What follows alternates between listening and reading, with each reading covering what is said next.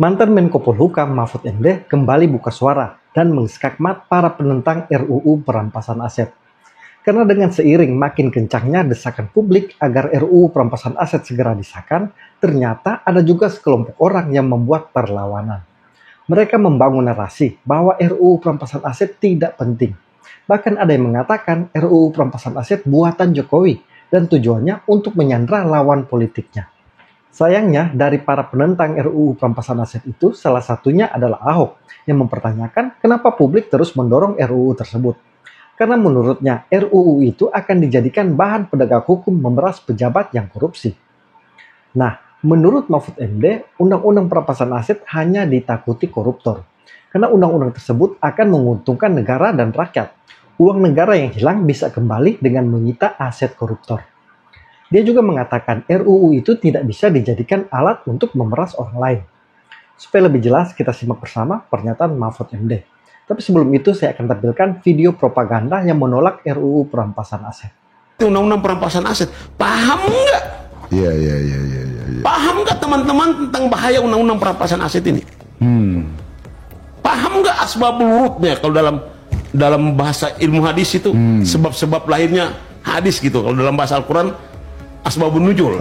Paham nggak gimana desain undang-undang ini? Siapa yang menyiapkan undang-undang ini? Pak Jokowi. Apa tujuannya? Untuk menekan siapa saja yang melawan dia kalau dapat persetujuan tentang 3 periode.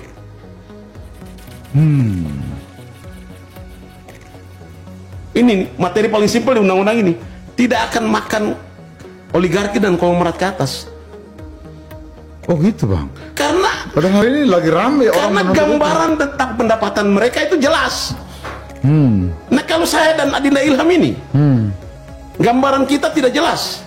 Terus diam-diam ada punya mobil 3-5 bisa disita oleh polisi dan jaksa sama KPK.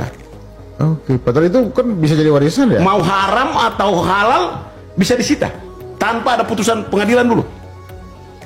Tanpa ada putusan pengadilan. Saya udah baca undang-undang ini. Bahaya undang-undang ini kalau salah penerapannya. Bayangkan setelah disita, begitu Adinda Ilham berperkara pengadilan menang, ini aset tidak bisa kembali lagi pada Adinda Ilham. Berarti negara ngerampok rakyat. Negara jadi perampok rakyat. Iya dong, negara yang ngerampok. Hati-hati dengan undang-undang ini. Karena ini tujuannya adalah bagaimana menggolkan untuk menekan siapapun yang melawan 3 periode. Setelah 3 periode disetujui oleh MPR, kan pasti ada perlawanan. Nah pada saat perlawanan itulah disiapkan perangkat hukumnya bila agenda itu pada saat perlawanan itulah lawan-lawan politik yang menentang berlakunya 3 periode ini ditekan dengan undang-undang perampasan aset itu. Wah ini ada dari mahasiswa harus hati-hati. Jadi harus paham betul. Ini undang-undang jahat. Menurut Pak Ahok kalau misalnya bisa disetujui RUU perampasan aset, apakah itu bakal menyelesaikan? Gue juga bingung kenapa sih orang nganggap undang-undang perampasan aset kalau oknum hakim mati lu, sokoknya lebih gila lu. Iya dong. Gue rampas aset lu nih. Sekarang gue jadi penyidik nih ya. Gue kasih tahu nih, ini cerita di negeri Antabaranta nih. Bukan di Indonesia ya? Bukan di Indonesia, bukan di komisi mana Antabaranta nih. Gue ini komisi yang berantas korupsi nih misalnya gitu ya. Atau badan berantas korupsi lah. Atau badan perampas aset koruptor lah gitu ya. Nah, kau tangkap si A nih. Kau kasih, ini terjadi di negeri Antabaranta. Kau tangkap nih. Si A yang nyolong koruptor nih. Kau panggil nih. Gue udah punya dong daftar harta dia dong. Betul gak? Pasti gue udah punya nih. Kau tanya. Lu mau gue sita semua harta lu? Panggil bini lu datang, atau panggil laki lu datang, anak lu datang, mantu lu datang sini. Mau gue sita semua? Atau lu tolong jual ke teman gue murah-murah, setengah harga. Daripada lu gak dapat? Yang udah keluar ke koran, mobil-mobil lu semua, gak bisa lagi nih. Tapi kan banyak juga tanah-tanah lu yang baru AJB nih, belum ada sertifikat. Atau udah ada sertifikat nih. Terutama belum sertifikat ada buktinya kan. Yang ini gue sita. Yang ini, harta lu yang mana belum ketahuan, lu jual tuh apartemen lu, rumah lu, berapa ada emas lu semua, gue udah rampas nih. Ada pernah ngitung nggak? Ada pernah terbuka nggak? Harta yang dirampas dipakai kemana semua? Emas segala macam. Itu gue bisa nekan itu orang. Lu jual sama teman gue itu ya. Udah ada tukang ngumpul tuh. Karena 20 juta bisa jualnya 5 juta nih. Ayo gue sita. Lu daripada nggak dapat duit. Itu bisa terjadi. Dan orang banyak yang kadangkala yang tidak setuju dengan RUU ini.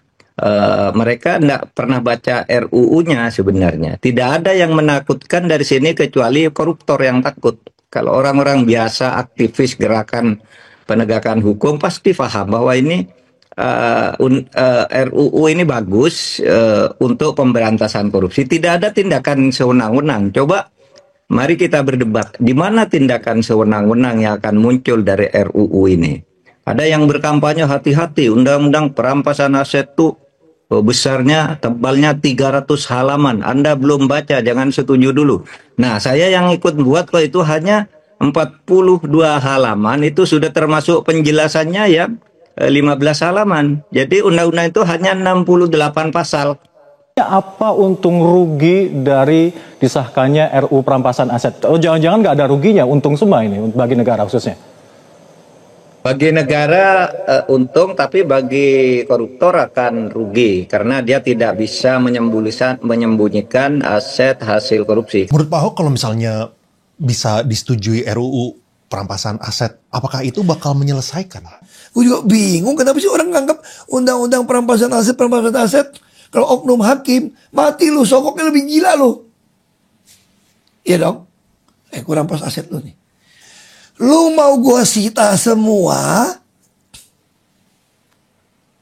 harta lu, panggil bini lu datang, atau panggil laki lu datang, anak lu datang, mantu lu datang sini. Mau gua sita semua, atau lu tolong jual ke teman gua murah-murah, setengah harga. Alasannya itu, wah nanti kita bisa jadi miskin mendadak, nanti bisa diperas oleh polisi, nanti bisa diperas oleh kejaksaan. Itu ndak bisa.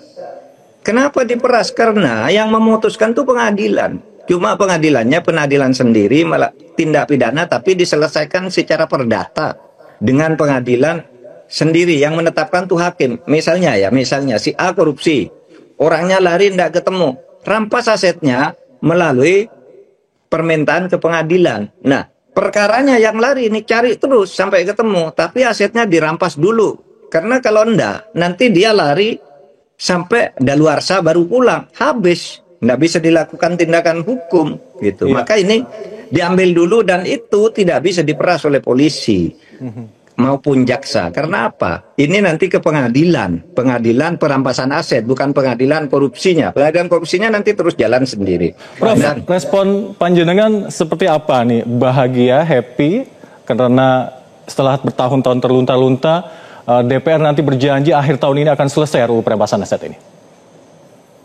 Ya tentu saya senang sekali karena ini dulu bagian dari target pemerintahan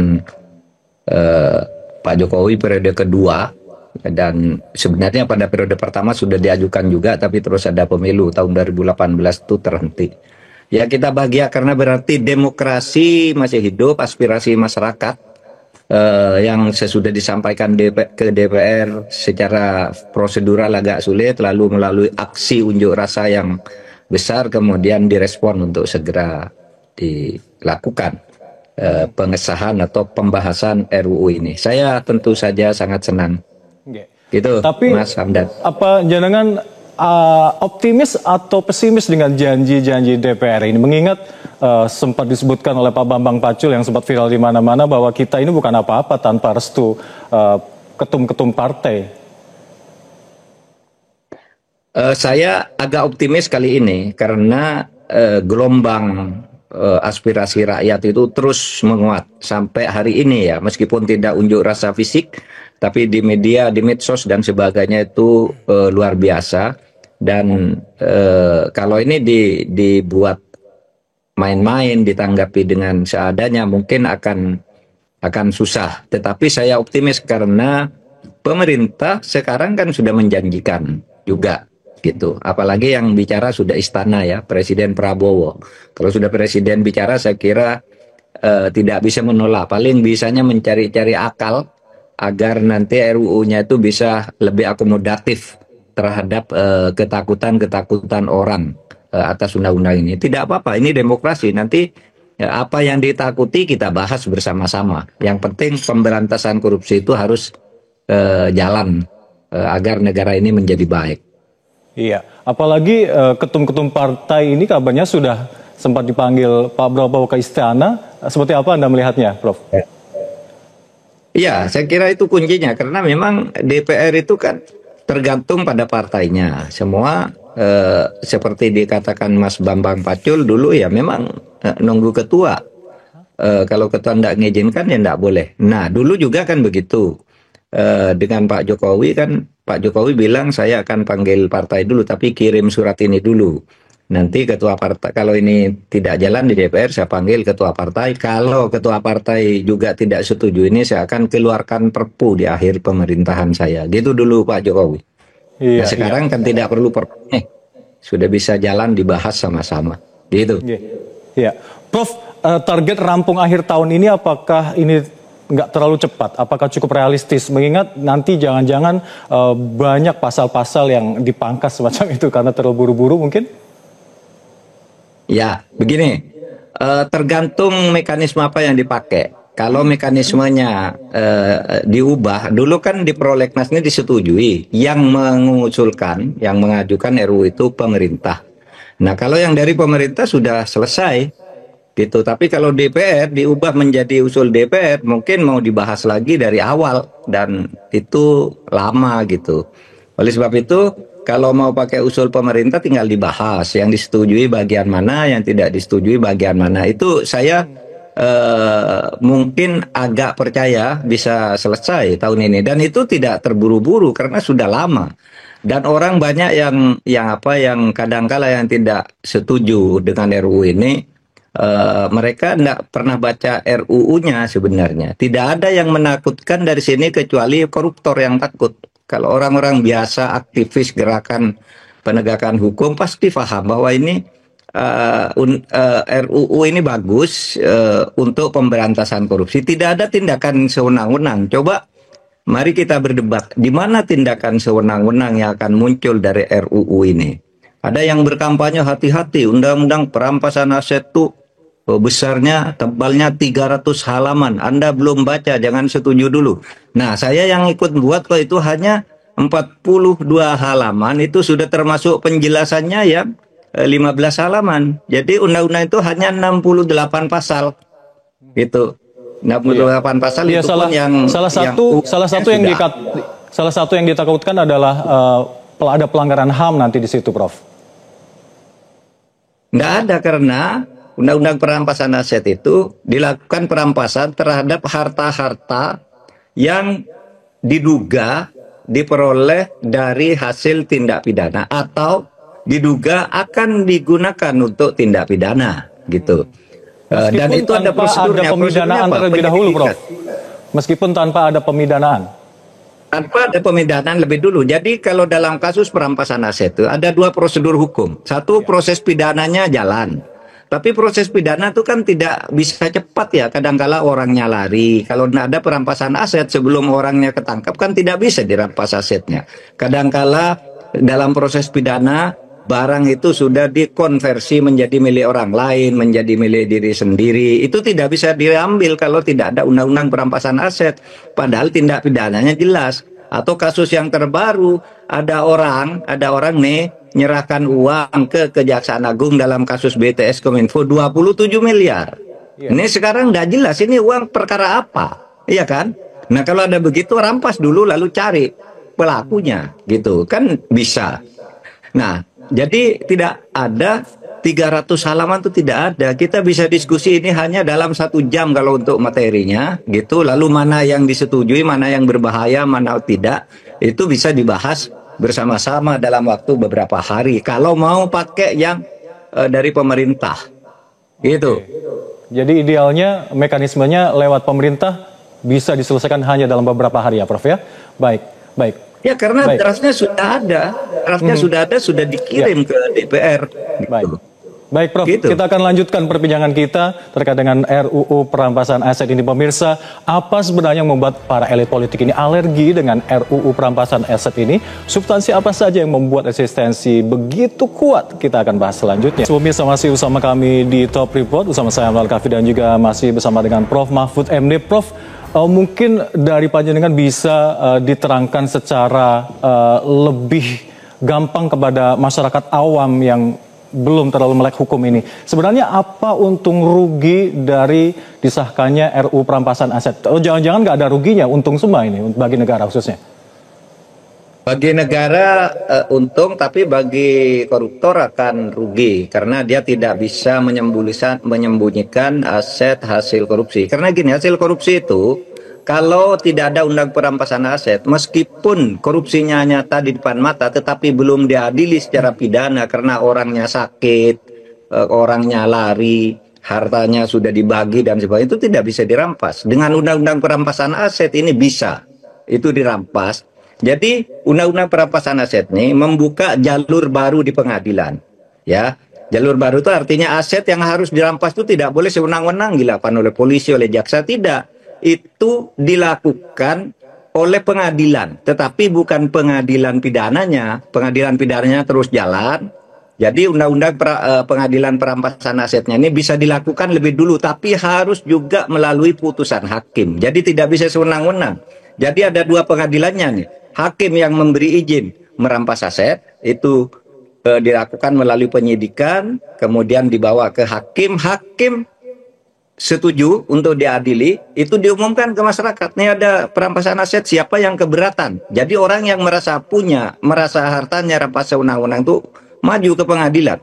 Kalau sudah diputus pun nanti, misalnya benar kata hakim itu rampas, bisa kasasi. Jadi orang bisa melakukan intervensi dalam proses perampasan aset itu. Tidak ada sama sekali kesewenang-wenangan.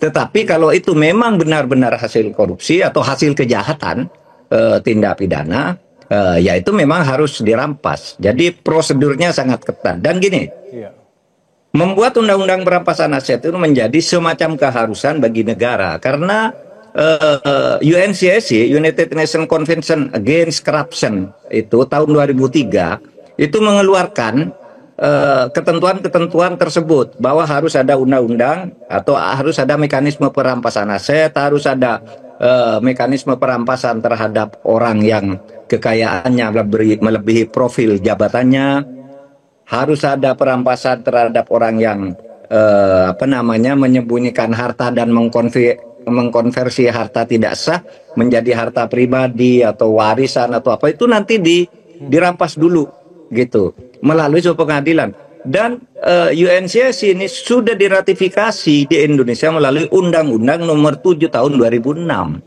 Nah, jadi sejak tahun 2006 itu sebenarnya kita terikat untuk membuat undang-undang ini, tetapi selalu bolak-balik di parlemen kita. Dan kita harus maklumi, memang harus hati-hati gitu ya, harus hati-hati tentang ini. Nah, oleh sebab itu menurut saya hanya itu, tidak ada yang perlu ditakuti dari undang-undang ini. Misalnya, seseorang bisa dirampas asetnya kalau profil pekerjaannya, profil jabatannya dan kekayaannya tidak sama.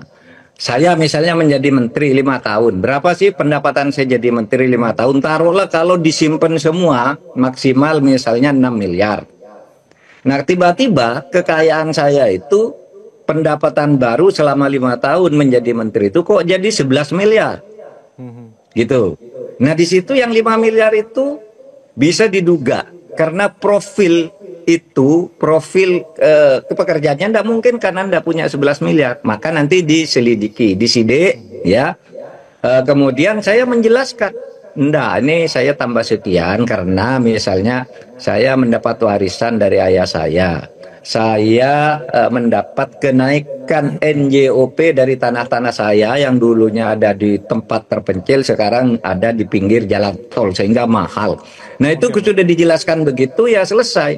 Dan polisi atau jaksa yang katanya bisa memeras dan sebagainya tidak bisa. Karena begini, ini harus diliki dulu, diperiksa dokumennya, dan sesudah itu belum boleh diambil sebelum mendapat putusan dari pengadilan, ya, pengadilan negeri setempat lah. Oke. Nah, jadi kalau begitu aset sudah aman, orangnya lari. Sekarang ini banyak loh, Mas Hamdan, harta-harta itu yang diduga hasil korupsi tidak bisa dirampas karena pelakunya masih lari, pelakunya masih DPO gitu. Menurut hukum tidak boleh diambil. Nah, kalau ada undang-undang perampasan aset, ya ambil. Nanti orangnya pulang adili kalau lebih.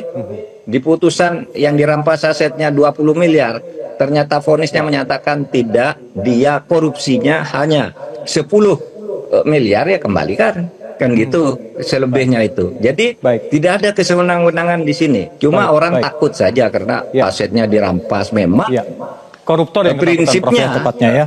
Iya, koruptor yang ketakutan. Prinsipnya perampasan aset itu menjadi prinsip utama dari UNCSC itu. Iya. Gitu. Terkait dengan disahkannya ini, nanti yang paling jelas dampaknya adalah di situ ada pemiskinan para koruptor ini. Ini diharapkan yang ada nanti efek jera. Jadi mungkin para koruptor lain yang ingin melakukan aksi serupa akan berpikir-pikir. Yang selama ini para koruptor tetap divonis, tetap melanggang bebas, tetap bisa menikmati kekayaan hasil korupsinya seperti itu, Prof. Gini, jangan takut.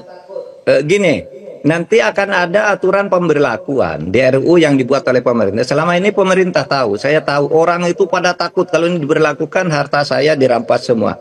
Itu ada satu titik di mana dikatakan di situ perampasan aset itu dilakukan terhadap kejahatan-kejahatan atau yang diduga kejahatan untuk memperoleh harta itu sesudah berlakunya undang-undang ini. Jadi yang dulu, yang sebelum berlakunya undang-undang ini dianggap sah. Tetapi sesudah itu lalu dilihat profilnya. Anda kerja apa? Dulu waktu diangkat menjadi pejabat hartamu segini, gajimu segini. Kamu uang dapat dari mana? Tetapi sejak menjadi pejabat bukan harta-harta yang lama. Nah, kalau undang-undang aset ini berlaku nanti, maka harta-harta yang lama itu dilaporkan. Misalnya sesudah disahkan tanggal 20 Oktober misalnya, hari setahun pelantikan Pak Prabowo, disahkan hari itu. Nanti pemerintah buat peraturan dalam waktu 2 bulan semua pejabat itu melaporkan hartanya yang ada sekarang. Itu tidak akan dikaitkan dengan perampasan aset. Gitu, sehingga aman hartanya yang sebelum berlakunya undang-undang itu. Tapi ingat, kalau terjadi bukan soal perampasan aset, korupsi juga tetap dilacak meskipun hartanya ada sebelum undang-undang perampasan aset ini, tetapi tidak dalam konteks perampasan aset. Mungkin dalam konteks pencucian uang, mungkin dalam konteks korupsi. Itu bisa untuk harta-harta yang ada sebelum perampasan aset ini. Tapi kalau perampasan aset jangan takut, kita sepakati dulu. Sejak berlakunya undang-undang ini semua pejabat diberi waktu 2 bulan melaporkan hartanya dan tidak akan dipersoalkan dalam konteks perampasan aset. Itu selesai semua karena orang takut kan, memang harus di cut off ya, harus dipotong lah. Nggak usah yang lalu-lalu dicari-cari lagi lalu dirampas aset. Baik, Prof. Ada analis yang memberi masukan bahwa jika Presiden Prabowo nya serius, bisa dong Perpu dulu diterbitkan, Prof, sambil menunggu pengesahan RUU ini. Memang bisa, tetapi sebuah Perpu itu tidak boleh keluarkan kalau tidak ada kegentingan yang memaksa. Ini tidak ada kegentingan yang memaksa. Presiden sudah usul, DPR sudah akan membahas, tidak ada kegentingan yang memaksa. Kecuali nanti ada hambatan di DPR secara politis, diperlambat, diperlama, cari alasan ini, ditunda lagi, baru Presiden mengeluarkan Perpu. Kalau ini kan sudah terbuka, apalagi kalau mau pakai RUU yang sudah dibuat oleh pemerintah. Jadi usulnya yang dari pemerintah karena sudah ada supresnya, sudah tidak ada masalah tuh. Itu Mas Hamdan. Iya, selama ini apa sih substansi apa saja yang membuat seakan-akan banyak yang mengulur-ngulur, bahwa para elit pun sepertinya mengulur-ngulur resisten semacam itu terkait dengan RUU ini? Takut, selama ini mereka takut membahas ini karena takut asetnya dirampas. Oleh sebab itu kita kasih kunci pengaman agar aset masa lalu itu tidak dipersoalkan dan kita memandang ke depan. Sejak ditetapkannya undang-undang perampasan aset ini, harta yang lalu dianggap sah tapi laporkan paling lambat tanggal sekian. Nah, sesudah laporan itu masih ada perolehan yang tidak wajar, ada dugaan tindak pidana dan sebagainya, bisa dilakukan perampasan aset, tapi tidak menyentuh yang lalu-lalu. Iya, Prof, soal isu Gitu yang aja. soal substansi yang banyak disharmoninya seperti apa, Prof? Pendapat Anda? Tidak banyak sebenarnya ya, cuma alasannya itu, wah nanti kita bisa jadi miskin mendadak, nanti bisa diperas oleh polisi, nanti bisa diperas oleh kejaksaan. Itu ndak bisa. Kenapa diperas? Karena yang memutuskan itu pengadilan. Cuma pengadilan sendiri malah tindak pidana, tapi diselesaikan secara perdata dengan pengadilan sendiri. Yang menetapkan tuh hakim. Misalnya si A korupsi, orangnya lari ndak ketemu, rampas asetnya melalui permintaan ke pengadilan. Nah, perkaranya yang lari ini cari terus sampai ketemu, tapi asetnya dirampas dulu. Karena kalau enggak, nanti dia lari sampai daluarsa baru pulang, habis. Enggak bisa dilakukan tindakan hukum gitu. Maka ini diambil dulu dan itu tidak bisa diperas oleh polisi maupun jaksa. Karena apa? Ini nanti ke pengadilan perampasan aset, bukan pengadilan korupsinya. Pengadilan korupsinya nanti terus jalan sendiri. Baik. Prof, Pengadilan perampasan aset itu bisa dilawan. Baik, Prof, terakhir Prof, mengingat waktu kita singkat, sejauh mana peran partisipasi publik untuk terus mengawal RUU perampasan aset ini? Sangat penting, karena selama ini kalau dipercayakan kepada lembaga formal politik itu selalu macet oleh hambatan-hambatan politis di DPR. Tapi halnya seperti sekarang, sesudah terjadi peristiwa aksi besar-besaran bulan Agustus selama sekian hari itu ya hasilnya DPR pun pada setuju akan segera membahas. Presiden Prabowo juga dalam beberapa kali pertemuan, terakhir pertemuan dengan Gerakan Nurani Bangsa menyatakan setuju undang-undang perampasan aset, antara lain dari banyak kesetujuan itu. Saya kira ini lancar. Mumpung ini masih hangat, segera diteruskan. Dan momentumnya juga pas ya, Prof, ya? Iya, ini momentumnya pas. Masyarakat sipil jangan berhenti gitu ya menyuarakan ini gitu. Sehingga nanti tidak ada lagi alasan untuk mundur. Baik. Profesor Mahfud MD, terima kasih telah bergabung bersama kami. Salam sehat selalu. Assalamualaikum. Saya setuju 100% dengan Mahfud MD.